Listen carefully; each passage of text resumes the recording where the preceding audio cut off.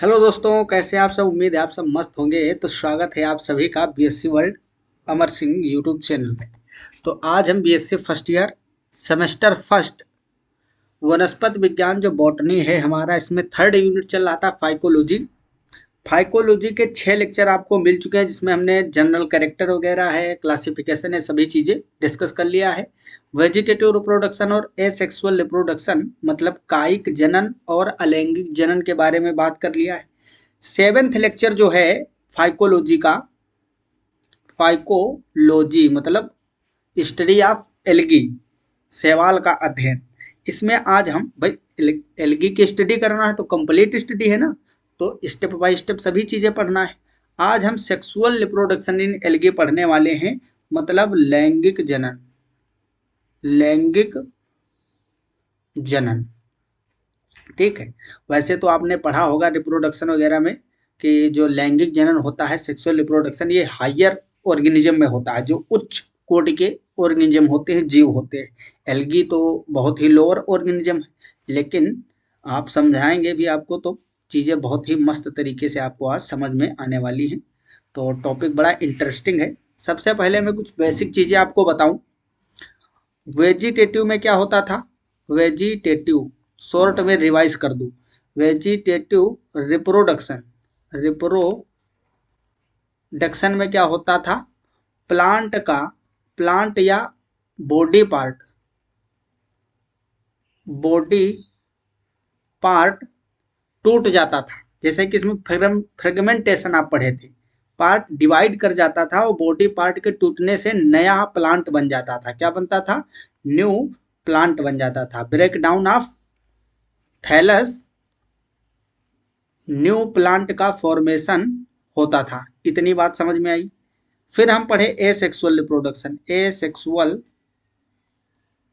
Reproduction और बात इसमें एक इम्पोर्टेंट लिख लीजिए, वेजिटेटिव में सिंगल ऑर्गेनिज्म पार्टिसिपेट करता है। सिंगल ऑर्गेनिज्म रिप्रोडक्शन में पार्टिसिपेट करता है, क्योंकि भाई एक कोई प्लांट था, थैलस मान लो, और इसको ब्रेक कर दिए तो दोनों जो अलग अलग थैलस हैं न्यू प्लांट बना देंगे। बहुत ही साधारण सिंपल टाइप का रिप्रोडक्शन है। एसेक्सुअल रिप्रोडक्शन जो है, इसमें भी सिंगल ऑर्गेनिज्म, सिंगल ऑर्गेनिज्म, यहाँ हम एल्गी की बात कर रहे हैं तो एक सिंगल एल्गी जो होता है उसके अंदर एसेक्सुअल स्पोर बनते थे। एसेक्सुअल स्पोर बनते थे जिनके बारे में हमने बताया है। वो मोटाइल भी हो सकते हैं, नॉन मोटाइल भी हो सकते हैं, जैसे कि हमने जू स्पोर के बारे में बताया था, जू स्पोर के बारे में बताया था, एप्लेनो स्पोर के बारे में बताया था, अप्लेनो स्पोर। इसके अलावा हिप्नो स्पोर, हिप्नो स्पोर। तो अलग अलग टाइप के एसेक्सुअल स्पोर्स बनते हैं सिंगल ऑर्गेनिज्म में, एक ही एल्गी प्लांट के ऊपर। और उन स्पोर में क्या होता था? मैच्यूरेशन होता था, फिर वो डेहेसेंस होता था, जिससे जो स्पोरेंजियम से जो स्पोर बाहर आते थे, फिर उनका फ्लैजिला टूट के गिर जाता था। उसके बाद में वो क्या करते थे? जर्मिनेट करते थे, जर्मिनेट करके एक नया प्लांट बनाते थे, एल्गी प्लांट। इतनी बात समझ में आई। तो कॉमन क्या है इन दोनों में? इन दोनों में सिंगल ऑर्गेनिज्म ही पार्टिसिपेट करता है। यहाँ भी एक सिंगल एल्गी से नया एल्गी बनना है, और यहाँ भी सिंगल ऑर्गेनिज्म या सिंगल एल्गी से न्यू एल्गी का प्लांट बनना है। तो यहाँ पे जेनेटिक वेरिएशन देखने को नहीं मिलते हैं। जेनेटिक वेरिएशन, जेनेटिक वेरिएशन कब होते हैं भाई? जब दो, एक मेल और एक फीमेल, ठीक, जब मेल और फीमेल दोनों के बीच में फर्टिलाइजेशन होगा, गैमीट बनेंगे और फ्यूजन होगा जिससे जाइगोट बनेगा। तो जो मेल का क्रोमोसोम है, मतलब डीएनए है, जेनेटिक मटेरियल है, और फीमेल का, ये दोनों आपस में मिलेंगे। जब आपस में दो नई नई चीजें मिलेंगी तो उससे एक तीसरा नए प्रकार का, दोनों से अलग प्रकार का जीनोम तैयार होगा। तो जो न्यू प्लांट बनेगा उसमें जेनेटिक वेरिएशन होंगे। और जो आनुवंशिक विभिन्नताएं होती हैं, जेनेटिक वेरिएशन, यही एवोल्यूशन का बेसिस होती है। बेसिस ऑफ एवोल्यूशन क्या है? आनुवंशिकता का जो विकास का आधार है वो क्या है? आनुवंशिक विभिन्नताएं। Genetic recombination, genetic variation. तो ये बहुत इंपॉर्टेंट है एवोल्यूशन की दृष्टि से अगर देखा जाए। तो आज हम पढ़ेंगे सेक्सुअल रिप्रोडक्शन, जिसमें मेल और फीमेल दो प्रकार के गैमीट बनेंगे और उनमें फर्टिलाइजेशन होगा, निषेचन। देन उसके बाद में जाइगोट का फॉर्मेशन होगा और न्यू प्लांट डेवलप किया जाएगा। तो यहाँ पे जेनेटिक वेरिएशन भी आपको देखने को मिलेंगे। और आप सोचिए, अगर आप एवोल्यूशन पढ़ोगे, कभी पढ़ोगे तो है ही, इवोल्यूशन अगले सेमेस्टर में, जिसको हम विकास कहते हैं, कि इतनी टाइप ऑफ वेराइटी जो है, डाइवर्सिटी इतनी जो प्रेजेंट है, वेरियस टाइप की अलग अलग प्लांट हैं, ऑर्गेनिजम्स हैं, तो कैसे डेवलप हुई। अगर हम बड़े बड़े प्लांटों की बात करें, जो ट्री हैं, ये कैसे डेवलप हुए। इनसे पहले शैवाल ही तो होंगे। इन शैवालों से, एल्गी से ही तो ये बड़े बड़े ट्री बने हैं। स्टार्टिंग में सबसे पहले कौन बना था। ए सेलुलर ऑर्गेनिज्म थे पहले, आकोशिकीय जीव, लगभग 3 अरब वर्ष पहले। उसके बाद में ए सेलुलर ऑर्गेनिज्म थे पहले, सेलुलर ऑर्गेनिज्म, ठीक है। और उसके बाद में लगभग 3 अरब वर्ष पहले फिर सेलुलर ऑर्गेनिज्म बने। अब ये जो सेलुलर ऑर्गेनिज्म बने थे, वो कौन से सेलुलर ऑर्गेनिज्म सबसे पहले बने थे। कोशिकीय जीव जो प्रथम बार आए थे पृथ्वी पे लगभग 2 अरब वर्ष पहले, वो थे बैक्टीरिया। क्या थे। बैक्टीरिया। इसी बैक्टीरिया में एक ग्रुप आप पढ़ते हो, साइनोबैक्टीरिया, जिसको साइनोफाइसी कहते हो, वो क्या है। एल्गी है। समझ में आई बात। अगर डिटेल में पढ़ो तो एवोल्यूशन पढ़ते ही रहोगे, बहुत बड़ा टॉपिक अपने आप में। सबसे पहले हम बेसिक चीज बता रहे हैं जो आपको सेक्सुअल रिप्रोडक्शन समझने में हेल्प करेगी। एकदम हम ऐसे समझाते हैं कि तुम्हारा बेस से लेकर फिर हायर लेवल तक कर ले जाते हैं।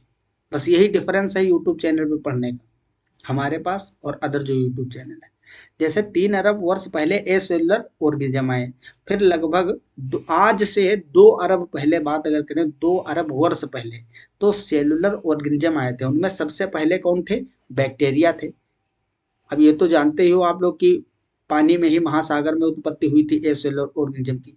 ये जो बैक्टीरिया है, इसमें एक ग्रुप होता है साइनोबैक्टीरिया, जिनको हम एल्गी कहते हैं, ब्लू ग्रीन एल्गी।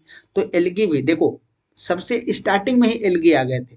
तो जो स्टार्टिंग में ऑर्गेनिज्म आए थे, वो उतने ज्यादा विकसित नहीं थे। उन बैक्टीरिया से, उन एल्गी से आज इतने बड़े बड़े, इतने विशाल काय प्लांट और ऑर्गेनिज्म प्रेजेंट है। तो ये डाइवर्सिटी कैसे आई। इसमें सबसे बड़ा इंपॉर्टेंट रोल जो है क्लाइमेट का तो था ही, उसके अलावा सेक्सुअल रिप्रोडक्शन का है। क्योंकि सेक्सुअल रिप्रोडक्शन से मेल और फीमेल दो अलग अलग गेमीट बनते हैं, फिर जाइगोट का फॉर्मेशन होगा। देन उसके बाद में जो न्यू ऑर्गेनिज्म तैयार होगा, उसमें वेरिएशन होंगे, विभिन्नताएं होंगी। और जब कई बार यही बात मतलब चीज रिपीट होती जाएगी और साथ में और भी एक्सटर्नल फैक्टर भी कुछ काम करेंगे, तब क्या होगा, आपकी एक नूतन नई प्रजाति बन के तैयार हो जाएगी। समझ रहे हो, क्योंकि वेरिएशन आते रहेंगे बराबर, पीढ़ी दर पीढ़ी, तो 10 20 30 पीढ़ी बाद क्या होगा, नई स्पीसीज बन जाएगी। तो विकास एवोल्यूशन की दृष्टि से देखें तो सेक्सुअल रिप्रोडक्शन बड़ा ही इंपॉर्टेंट रोल प्ले किया है। इसके अलावा अब आप ये सोचते होंगे, देखो बैक्टीरिया जो होते हैं, बैक्टीरिया के अंदर सेक्सुअल रिप्रोडक्शन नहीं पाया जाता है। हमने ये सब चीजें बता तो दिया, लेकिन जो बैक्टीरिया है, साइनोबैक्टीरिया, उसमें रिप्रोडक्शन जो है वो सेक्सुअल रिप्रोडक्शन नहीं पाया जाता है। अब आप सोचोगे कि जब सेक्सुअल रिप्रोडक्शन नहीं पाया जाता है, तो बैक्टीरिया से इतने टाइप के अलग अलग ऑर्गेनिज्म कैसे डेवलप हुई। तो सुनिए, सिर्फ विकास सेक्सुअल रिप्रोडक्शन से ही नहीं हुआ है। इसके अलावा भी कई सारे फैक्टर, जैसे कि म्यूटेशन। म्यूटेशन क्या होता है, sudden change in nucleotide sequence of genetic material. जो डीएनए आरएनए है, उसके सीक्वेंस में अगर कोई अचानक चेंज आ रहा है, इसके लिए कई, जैसे गामा रेडिएशन है, ठीक, गामा रेडिएशन से भी म्यूटेशन हो जाता है। तो रेडिएशन वगैरह, इसमें कई सारे फैक्टर लगते हैं जिससे म्यूटेशन होता है। तो म्यूटेशन से भी क्या होता है, जीन का सीक्वेंस चेंज हो जाता है, जिससे वेरिएशन आता है। तो बैक्टीरिया में क्या हुआ कि इसमें सेक्सुअल रिप्रोडक्शन नहीं पाया जाता है, लेकिन फिर भी इसमें म्यूटेशन वगैरह से नई नई जातियां बननी स्टार्ट हुई। तो ये बात तो खैर हमको पढ़ाना नहीं था, लेकिन बेसिक नॉलेज आपको होना चाहिए, क्योंकि आप साइंस के स्टूडेंट हो, खासकर बायोलॉजी के। तो हमने ये आपको बताने की कोशिश की है कि सेक्सुअल रिप्रोडक्शन कितना इंपॉर्टेंट है, और इससे क्वेश्चन भी आते हैं। हम आज इसमें कई सारे छोटे छोटे टॉपिक पढ़ेंगे, अलग अलग टाइप के सेक्सुअल रिप्रोडक्शन, लेकिन मेन फोकस हमारा कहाँ रहेगा? Isogamous, isogamous, anisogamous, anisogamous, then उसके बाद में जो oogamous है, oogamous type of sexual reproduction, ये तीनों एल्गी में बहुत इंपॉर्टेंट है। आगे आपको कई सारी स्पीसीज की लाइफ साइकिल पढ़ना है, नोस्टॉक है, ओसिलेटोरिया है, और इसके अलावा जैसे कारा हो गया, पॉलीसाइफोनिया, एक्टोकार्पस, क्लेमाइडोमोनास, यूलोथ्रिक्स, बहुत सारी स्पीसीज पढ़ना है जो सिलेबस में है। तो उन सब में ये काम देंगी आपको। लाइफ साइकिल का मतलब क्या होता है? पूरा जीवन चक्र, तो उसमें रिप्रोडक्शन पढ़ोगे ही। तो हर बार हर स्पीसीज में कहीं आइसोगैमस आएगा, कहीं एनाइसोगैमस आएगा, तो आप समझ नहीं पाओगे। तो अगर ये चैप्टर तुम ये टॉपिक नहीं पढ़ रहे हो तो आगे की चीजें तुमको कुछ नहीं समझ में आएगी। इसलिए स्टेप बाय स्टेप एक एक लेक्चर आप देखना। हम पूरा सिलेबस पढ़ा रहे हैं, कोई भी टॉपिक नहीं छोड़ रहे हैं, और चैप्टर के अंदर जितने भी टॉपिक होते हैं वो इंटर रिलेटेड होते हैं, ठीक, सब एक दूसरे से जुड़े होते हैं। तो अगर किसी भी टॉपिक को मिस कर रहे हो तो आगे की चीजें संभवतः कुछ चीजें ना ही समझ में आए, तो इसलिए आपको सब पढ़ना है, ठीक। तो चलिए हम स्टार्ट करते हैं sexual reproduction in algae.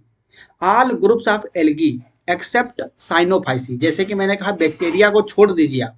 Cyanophyceae मतलब blue green algae, BGA, cyanobacteria, blue green algae. Except Cyanophyceae reproduces sexually when gametes fuse to form zygote।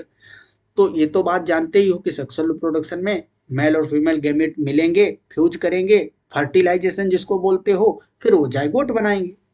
तो ये सभी प्रकार के एल्गे में देखा जाएगा। कुछ में कम होगा, कुछ में जनरली ज्यादातर पाया जाएगा। खासकर जो रेड एल्गी है वो सबसे ज्यादा इवोल्व मानते हैं हम उसको। एल्गी में सबसे ज्यादा विकसित कौन से एल्गी है? सबसे ज्यादा विकसित इवोल्व जो शैवाल है वो है लाल शैवाल, रेड एल्गी। तो उसमें ज्यादातर आप देखोगे oogamous मिलेगा टाइप का, ठीक।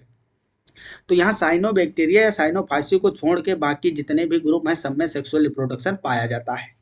आगे चलिए। In contrast to vegetative and asexual reproduction, it lead to the creation of new combination of genes by pulling together in one line of descent the gene derived from the different parents।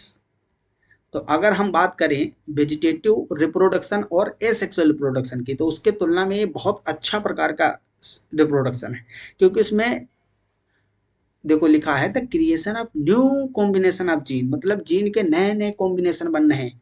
यहाँ पे gene के भाई अलग अलग parent हैं, male female जो parent हैं उनसे अलग अलग जेनेटिक मटेरियल आ रहा है। तो क्या हो रहा है? नए रिकॉम्बिनेशन तैयार हो रहे हैं, thus resulting in a reshuffling of the gene material on the basis of the structure and physiological behavior of sex organs and their complexity। The following 6 type of sexual reproduction are recognized in different group of algae।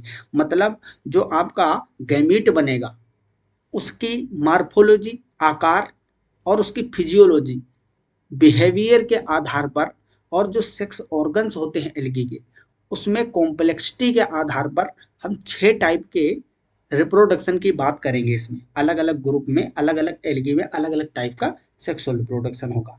तो वो 6 type छोटे छोटे type है। आसान भाषा में आपको समझाऊंगा, स्टेप बाय स्टेप एक एक चीज समझ में आएगी, ठीक, दिक्कत वाली कोई बात नहीं है। तो सबसे पहला हम पढ़ेंगे ऑटोगेमी। देखो ऑटो का मतलब क्या होता है? स्वा। ऑटो का मतलब तो समझते ही हो, खुद में ही हो रही हो चीज। तो इसमें एक ही मदर सेल से 2 गैमीट बनेंगे। उसको आप चाहो तो मेल फीमेल मान सकते हो, वैसे कहोगे नहीं, क्योंकि भाई एक ही जगह से दोनों चीजें बन रही हैं, ठीक। ये गैमीट बनेंगे, इनमें क्या होगा? फ्यूजन होगा, फर्टिलाइजेशन, फिर इसमें जाइगोट बनेगा। तो यहां समझिए, when 2 gametes of the same mother cell, एक ही मदर सेल की दोनों गैमीट है, fuse to form a diploid nucleus. ये लाइन इंपॉर्टेंट है। Fuse to form a diploid nucleus, क्योंकि सिर्फ इसमें कैरियोगेमी ही होती है। अब यहाँ पे कंसेप्ट आपका लागू होगा, कैरियोगेमी क्या होता है, what is karyogamy. Karyogamy zoology के लेक्चर बराबर देख रहे हो ना, पढ़ाया है ना भाई, सेल डिवीजन में पढ़ाया है। यम फेज में क्या होता था, कैरियोगेमी, फिर साइटो साइटोगेमी, जैसे कैरियोकाइनेसिस और साइटोकाइनेसिस। तो कैरियोगेमी मतलब ओनली न्यूक्लियस इसमें क्या करेंगे, फ्यूज करेंगे। सेम मदर सेल से दो गैमीट बने, उन दोनों के सिर्फ न्यूक्लियस का फ्यूजन होगा, it is called autogamy. In this process there is only karyogamy, only karyogamy, fusion of two genetic nuclei, जिसको हम बोलते हैं कैरियोगेमी। तो इसमें सिर्फ क्या हो रहा है, ओनली कैरियोगेमी हो रही है, ये बात इंपॉर्टेंट है। The autogamy lacks incorporation of in external jeans.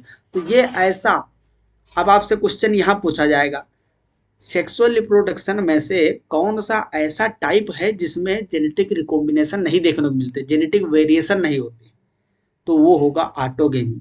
Autogamy एक स्पेशल टाइप का सेक्सुअल रिप्रोडक्शन है, जिसमें रिप्रोडक्शन तो सेक्सुअल है क्योंकि इसमें दो गैमीट फ्यूज कर रहे हैं, लेकिन सेम मदर सेल से। तो भाई जेनेटिक मटेरियल तो बदला नहीं ना, जेनेटिक मटेरियल तभी बदलेगा जब एक प्लांट अलग हो दूसरा अलग हो, दोनों से अलग अलग से गैमेट आ रहे हों। यहाँ तो सेम मदर सेल से, तो भाई जो इसमें गुणसूत्र होंगे, डीएनए होगा, वही तो दोनों में जाएंगे, वही फिर से फ्यूज कर रहे हैं। तो यहाँ प्रोसेस तो हो रहा है लाइक सेक्सुअल रिप्रोडक्शन, क्योंकि दो अलग अलग गैमेट फ्यूज हो रहा है, लेकिन वो दोनों बने एक ही जगह से है, तो उनमें जेनेटिक रिकॉम्बिनेशन नहीं देखने को मिलेगा। Hence plants developing as a result of autogamy do not show new character. तो जो ऑटोगेमी से बनेगी एल्गी, उसमें कोई नए कैरेक्टर नहीं देखने को मिलेंगे। और इसका एग्जाम्पल क्या है, बहुत इंपॉर्टेंट है, diatoms. Diatoms are the common example of autogamy. ठीक है, तो जो डाइटम्स होते हैं मुख्यतः इसमें ऑटोगेमी देखने को मिलती है। आई होप ऑटोगेमी आपको समझ में आ गई होगी। बस उसमें दो ही तीन लाइनें तो याद करना है ऑटोगेमी। सेम मदर सेल से दो गैमीट बनेंगे जिनके न्यूक्लियस में फ्यूजन होगा, उसके बाद में एक डिप्लॉइड न्यूक्लियस बन के तैयार हो जाएगा। चूंकि इसमें दोनों गैमीट सेम मदर सेल से आए, इसलिए उसमें जेनेटिक वेरिएशन नहीं होंगे। एग्जाम्पल है डाइटम्स, एक लाइन में आपको याद हो गया। अब हम बात करते हैं होलोगेमी की, और इस सब पे शॉर्ट नोट आया हुआ है। पुराने साल के पेपर देखोगे, सब पे शॉर्ट नोट आया हुआ है, शॉर्ट नोट सब पे पूछे गए हैं। और एमसीक्यू भर मार के आते हैं। ठीक, in some unicellular forms of algae, algae की बात कर रहे हैं, ठीक है, तो किसके फॉर्म हो गए, एल्गी के। यूनिसेलुलर मतलब एक कोशिकी, जो सिंगल सेल के बने, जैसे कि क्लेमाइडोमोनास, डूनेलिएला।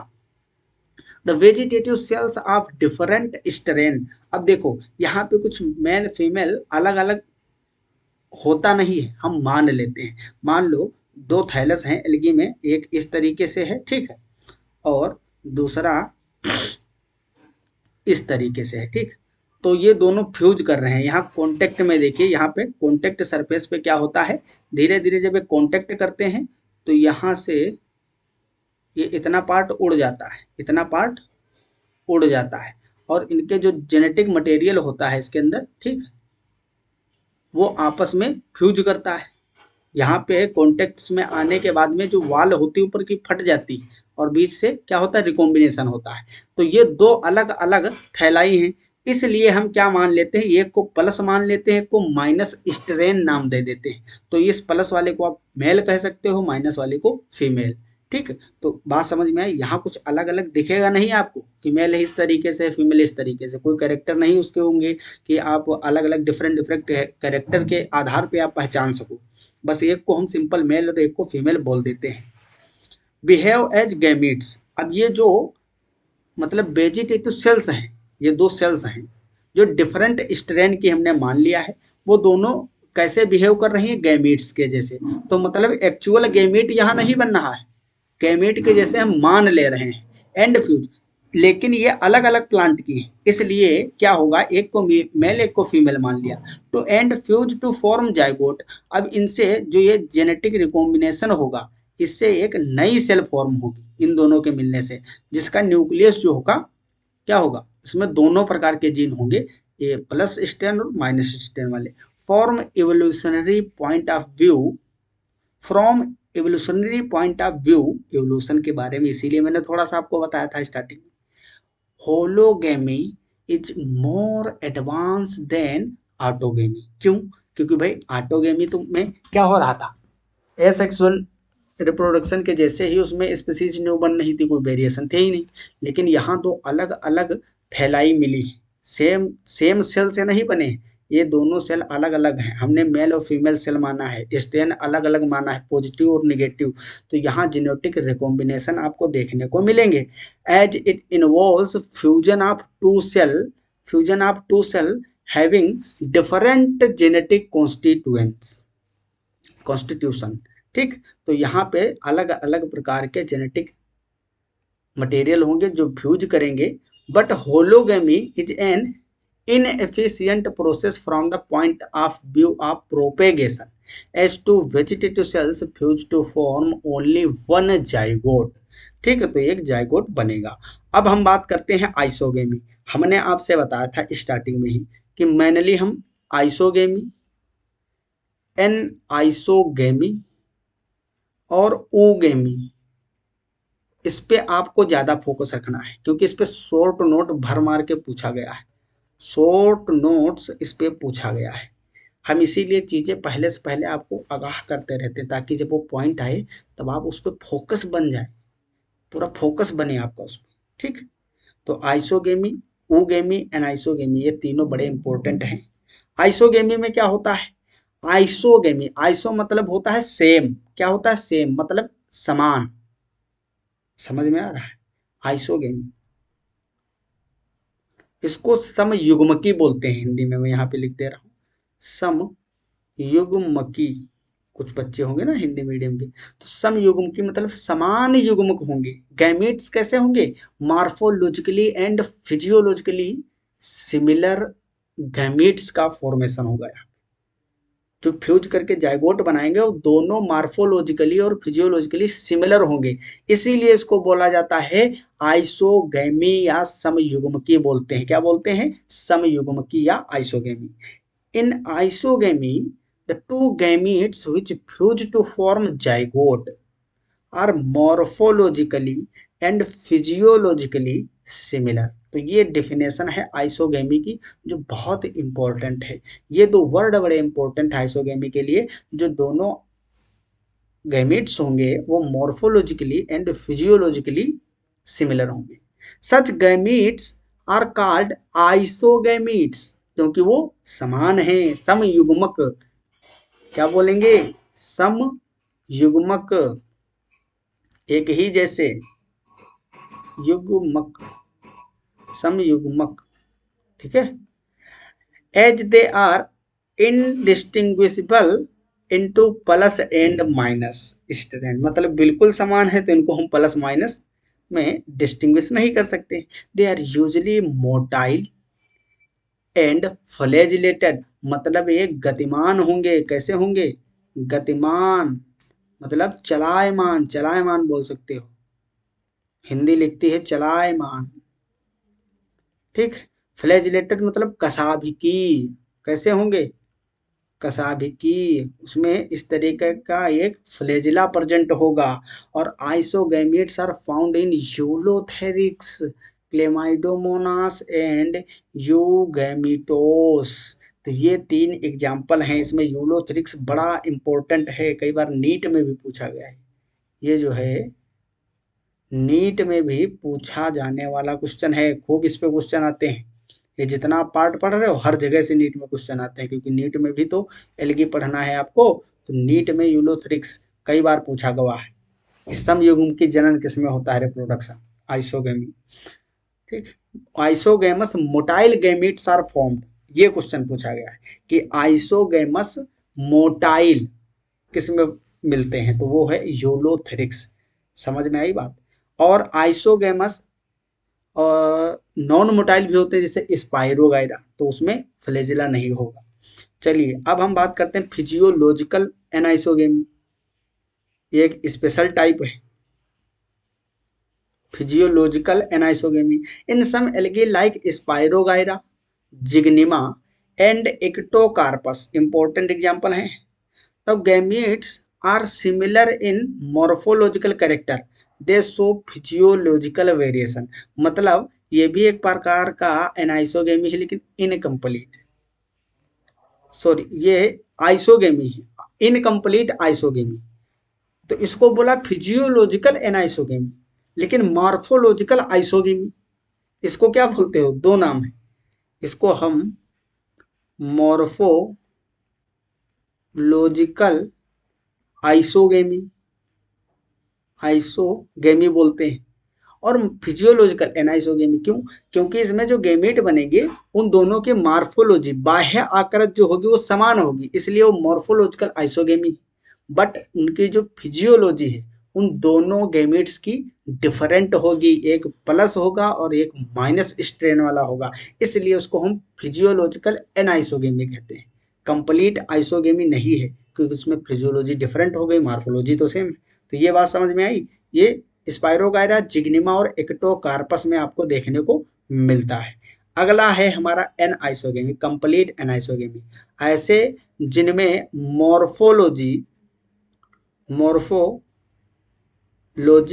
और फिजियोलॉजी फिजियोलॉजी दोनों कैसे होंगे, डिफरेंट डिफरेंट होंगे, उसको हम बोलते हैं एनाइसोगेमी। दोनों गैमेट्स जो है मॉर्फोलॉजी और फिजियोलॉजी में अलग अलग होंगे। In anisogamy fusion takes place between morphologically and physiologically distinct gametes, जिनको हम एनाइसोगैमेट्स भी बोलते हैं।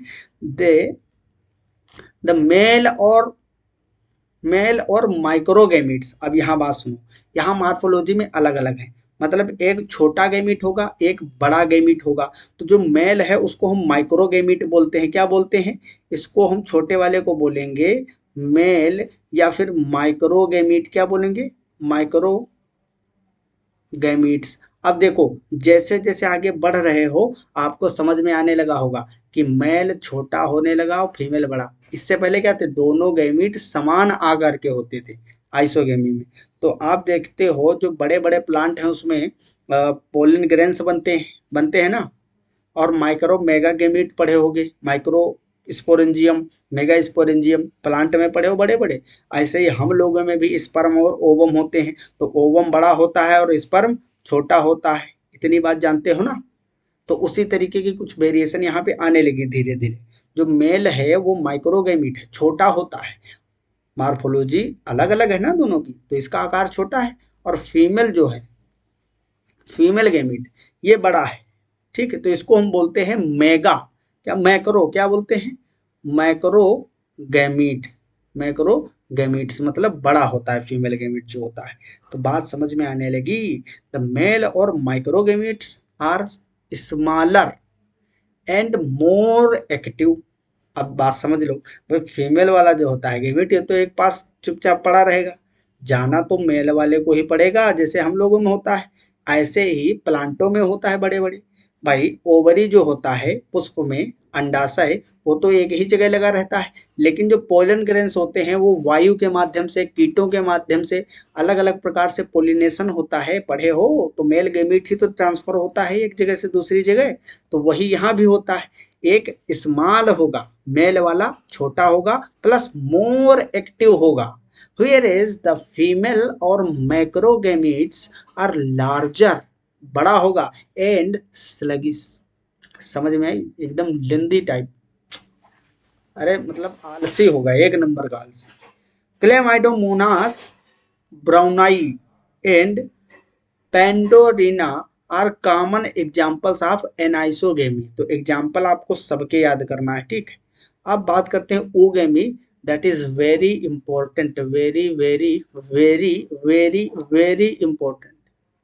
5 बार लिखूंगी, क्योंकि अगर सेक्सुअल रिप्रोडक्शन में क्वेश्चन आता है तो मैक्सिमम ओगेमी पे ही आता है। यहाँ से शॉर्ट नोट और आपके एमसीक्यू पक्का बनते हैं, ठीक। शॉर्ट नोट्स एंड एमसीक्यू बहुत ज्यादा बनते हैं। This is the most advance type of sexual reproduction, इसीलिए ज्यादा पूछा जाता है क्योंकि ये सबसे ज्यादा एडवांस है। इन this process a large non motile egg. अब यहाँ पे देखो एग और ओवम बात करने लगे।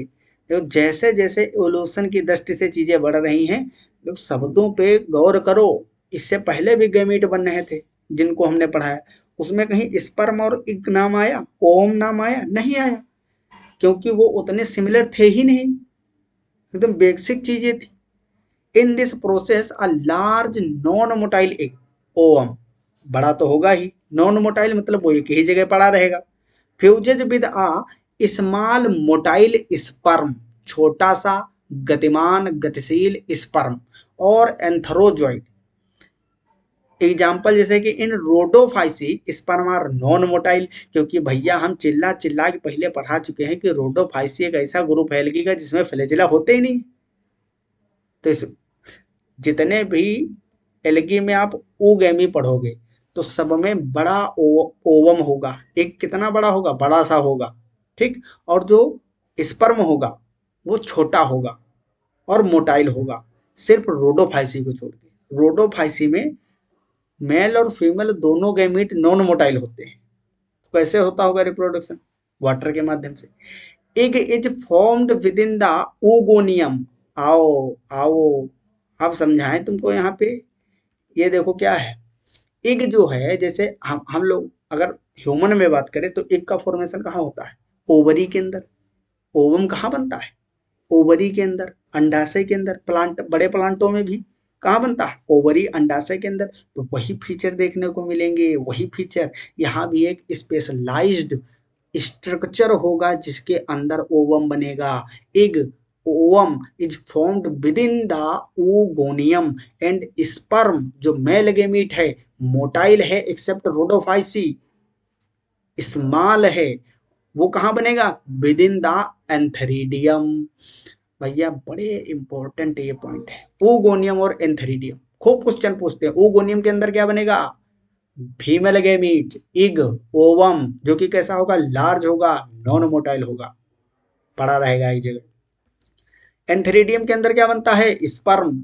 अब इस ये जो एंथेरिडियम के अंदर स्पर्म बनता है ना, तो हम भाई स्पर्म तो जनरल नेम है, मेल गैमेट को स्पर्म बोल देते हैं, लेकिन एक्चुअल में इसको एंथरोजॉइड बोलते हैं। क्या बोलते हैं? एंथरोजॉइड। एंथेरिडियम के अंदर क्या बनेगा? एंथरोजॉइड बनेगा with in the antheridium. Example Volvox, Oedogonium, Chara, Vaucheria, Sargassum, Batrachospermum. Batrachospermum एक फ्रेश वाटर रेड एल्गा है। और Polysiphonia, Polysiphonia marine red alga है, ये समुद्री लाल शैवाल है, और ये स्वच्छ जलीय लाल शैवाल है। और कॉमन एग्जाम्पल्स ऑफ ओगेमी, तो ये ओगेमी के कॉमन एग्जाम्पल है, वालवाक्स है, ओडोगोनियम है, कारा है, वाउचेरिया है, सरगासम बैट्रिकोस्पर्म, पॉलीसाइफोनिया। एक लाइन में याद करो, रट्टा मारो रट्टा। Volvox, Oedogonium, Chara, Vaucheria, Sargassum Batrachospermum, Polysiphonia. Polysiphonia, Batrachospermum, Sargassum, Vaucheria, Chara, Oedogonium, Volvox. याद हुआ नहीं हुआ? कुछ नहीं घुसा? अरे भाई ये तो रटना ही पड़ेगा भाई, अब एग्जाम्पल याद करने में क्या समझोगे? कोई समझने वाली चीज? रट्टा मारो, वालवाक्स, Oedogonium, Chara, Vaucheria, Sargassum Batrachospermum, Polysiphonia. इस तरीके से रट लेना इसको, ठीक। चलिए अब इसमें जो जाइगोट बनेगा उसके बारे में थोड़ा हम बात करते हैं कि जाइगोट में क्या क्या प्रोसेस होंगे। इस जाइगोट में का प्रोसेस होने वाले हैं, ठीक है। तनी हम प्रोसेस पढ़ लेते हैं भाई, इसमें क्या क्या प्रोसेस होगा इसमें जाइगोट बनने के बाद में। ओगेमी में थोड़ा डिटेल में पढ़ना है। Zygotes generally germinates immediately and does not develop a thick wall। जो गेम, मान लो एक मेल गेमिट था जो कि मोटाइल था, छोटा था, एक बड़ा था फीमेल गेमिट, ये है एग और ये है स्पर्म, ठीक। इन दोनों में जब फ्यूजन होगा तब ये क्या बनेगा? जाइगोट बनेगा। क्या बनेगा? जाइगोट। कैसे बनेगा भाई? फर्टिलाइजेशन। फर्टिलाइजेशन मतलब हिंदी में बोलते हैं निषेचन। निषेचन के थ्रू क्या बना? जाइगोट। युग्मनज, युग्मनज। और ये क्या है? गैमीट, जिसको युग्मक बोलते हो। क्या बोलते हो? युग्मक। युग्मक में निषेचन हुआ, बना युग्मनज, मतलब गैमीटों में फर्टिलाइजेशन हुआ, बना जाइगोट। अब ये जो जाइगोट है ये जर्मिनेट करेगा। क्या करेगा? जर्मिनेट, वो भी इमीडिएटली, मतलब तुरंत करेगा, ज्यादा देरी नहीं लगाएगा। और डू डज नॉट फॉर्म या डेवलप आ थिक वॉल, इसमें कोई भी मोटी भित्ति नहीं बाहर बनेगी इस जाइगोट के चारों ओर। इतनी बात समझ में आई। जो अलग से चीजें लिखवाता हूँ, एक्स्ट्रा चीजें वो लिख लिया करो, कहीं पे नोट कर लिया करो, ठीक। The two gametic nuclei generally fuse immediately after fusion, but in many cases, कुछ ऐसे एक्सेप्शन है जैसे कि Zygnema, they do not fuse until just before the germination of the zygote. तो ये याद रखना है। मियोसिस, अब देखो बेटा, इसीलिए बता रहे थे कि हम जो सेल डिवीजन बता रहे हैं उसमें माइटोसिस मियोसिस अच्छे तरीके से पढ़िएगा, वरना पूरी बायोलॉजी आपकी ठप्प हो जाएगी और आप बंद हो जाओगे, कुछ नहीं होगा, गिरफ्तार हो जाओगे, मारे जाओगे, हर जगह हर टॉपिक में छांटे जाओगे। कौन मारेगा? बुक की लाइनें मारेंगी, लाइनें। क्यों? लिखा है मियोसिस। हाय रब्बा, कुछ समझ में ही नहीं आ रहा। तो मियोसिस माइटोसिस सेल डिवीजन अच्छे से पढ़ो जूलॉजी में, ध्यान देके 4 बार पढ़ो, तब समझ में आएगी चीजें। Meiosis generally take place during the germination of zygote, मतलब जब जाइगोट का जर्मिनेशन होगा तब मियोसिस भी साथ साथ होगा। ड्यूरिंग जर्मिनेशन ऑफ जाइगोट, जब जाइगोट का जर्मिनेशन होगा तब मियोसिस होगा। अब हम तो यहाँ मियोसिस बताएंगे नहीं, क्योंकि हम वहाँ पढ़ा चुके हैं, पार्ट फर्स्ट पढ़ा है। अब क्या होता है मियोसिस? अब यहाँ आगे जो प्रोसेस होगा, यहीं से तुम्हारा दिमाग काम करना बंद कर देगा अगर तुमको मियोसिस नहीं पता है, ठप्प हो जाएगा सब सिस्टम। यहाँ तक चीजें समझ में आई, सब बंद हो जाएगा। And the haploid plant bodies form, तो इतना तो पढ़ ही लिए होगे कि डिप्लॉइड जो होता है, डिप्लॉइड अगर उसमें माइटोसिस कराओगे, माइटोसिस, तो उससे 2 सेल बनेंगी, दोनों डिप्लॉइड ही रहेंगी। अगर उसमें मियोसिस होगा, क्या होगा? मियोसिस होगा, तो मियोसिस के बाद में 4 सेल बनेंगी जो कि आइडेंटिकल नहीं होंगी, ये हैप्लॉइड होंगी। डिप्लॉइड से कैसी बनेंगी?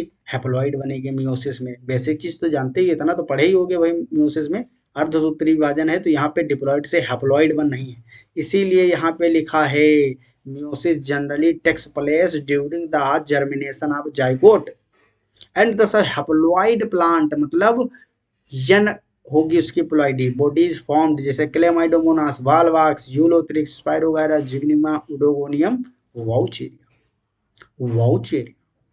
Vaucheria, spirogyra.